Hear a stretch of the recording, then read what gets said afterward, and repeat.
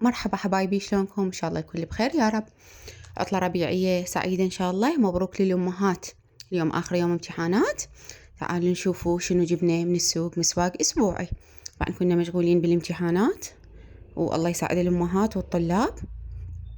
نبدي بالبداية. إذا تشوفون المسواق، يعني مسواق أسعاره كلش رخيصة الحمد لله والشكر. تعالوا نشوف شنو اشترينا سوا أني وياكم. قولوا لي انتو كلش قد تتسوقون؟ يعني اسبوعي، شهري، كل 10 ايام؟ لو كل ما تحتاجون شي تتسوقون.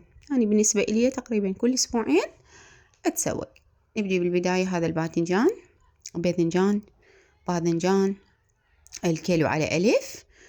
جبته هيجي على مود نسوي بيه شرائح باذنجان ملفوفة باللحم، كلش طيبة.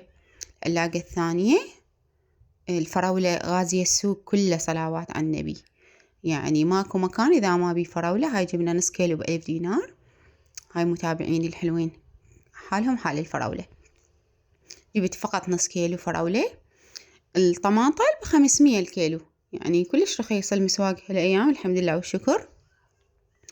جبنا 3 كيلوات طماطم نحتاجها للمروقات، للزلاطة، مثل ما تشوفون، وناعمة. العراقية دائما تصير طعمها حلو، أحلى من المستوردة.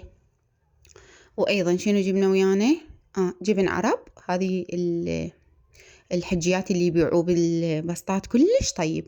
هذا فلفل، طبعا الفلفل كيلو 1500. ما أعرف شنو قضية الفلفل.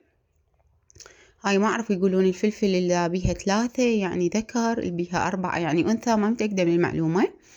جبنا خضروات، يعني خضرة. جبت شبنت باكتين، دا أسوي 8 باقلة، كلش طيب الشبنت. وجبت خضرة. هذا أشوف شنو مخليلي. أنا قلت له فقط قرقير ورشاد، حاط لي كرات هماتين. لا مانع، عادي. وهنا شنو جبنا؟ هاي طبعا دا أفتح العلاليق وحدة وياكم. برتقال عراقي هماتين كيلو على 1000. جبنا لنا كيلوين. فيتامين سي، والأمراض تتحجج، والدنيا باردة، كل شي يفيد. العلاقة ما أدري يا رقم. الرمان كيلو على 1500. طبعا طانيهن كلهن هيجي مفشقات وحمر ما شاء الله، مثل ما تشوفوهن. قولوا لي كلش قد تتسوقون؟ يعني انتي تتسوقين لو بالبيت يتسوق؟